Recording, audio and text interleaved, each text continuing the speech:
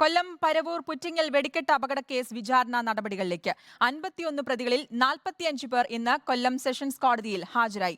വെടിക്കെട്ട് നടത്തിയവരും ക്ഷേത്ര ഭരണസമിതി അംഗങ്ങളുമാണ് പ്രതികൾ.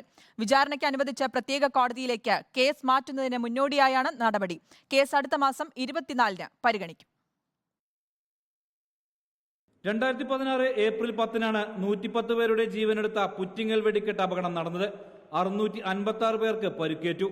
മനുഷ്യനിർമ്മിതമായ ദുരന്തമെന്നായിരുന്നു കണ്ടെത്തൽ. സ്വർണ്ണക്കപ്പും ക്യാഷ് അവാർഡും കിട്ടാൻ കളക്ടറുടെ നിരോധന ഉത്തരവ് ലംഘിച്ച് വെടിക്കെട്ട് നടത്തി. ക്രൈംബ്രാഞ്ച് 10,000 പേജുള്ള കുറ്റപത്രം സമർപ്പിച്ചിരുന്നു.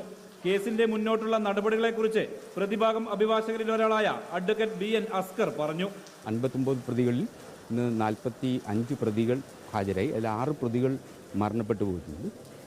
മരണപ്പെട്ടു പോയിട്ടുള്ളവരെ അബേറ്റ് ചെയ്തിട്ട് ബാക്കി ഉള്ള പ്രതികൾക്കെതിരെ വിചാരണ നടപടികൾ തുടങ്ങുകയാണ്.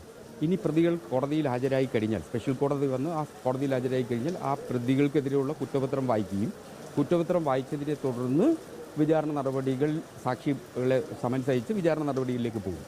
പ്രതിഭാഗത്തിനായി 12 അഭിഭാഷകരുണ്ട്. സ്പെഷ്യൽ കോടതി ജഡ്ജിയെ നിയമിച്ചിട്ടില്ല. അടിയന്തരമായി ജഡ്ജിയെ നിയമിച്ചുകൊണ്ടുള്ള ഹൈക്കോടതി ഉത്തരവ് ഉടനെ വരും. 1417 സാക്ഷികളും 1611 രേഖയും 376 തൊണ്ടിമുതലുമുണ്ട്. ജില്ലാ കളക്ടറായിരുന്ന ഷൈന മോളും ദില്ലി എയിംസിലേതടക്കം 30 ഡോക്ടർമാരും സാക്ഷിപ്പട്ടികയിലുണ്ട്. റിപ്പോർട്ടർ, കൊല്ലം.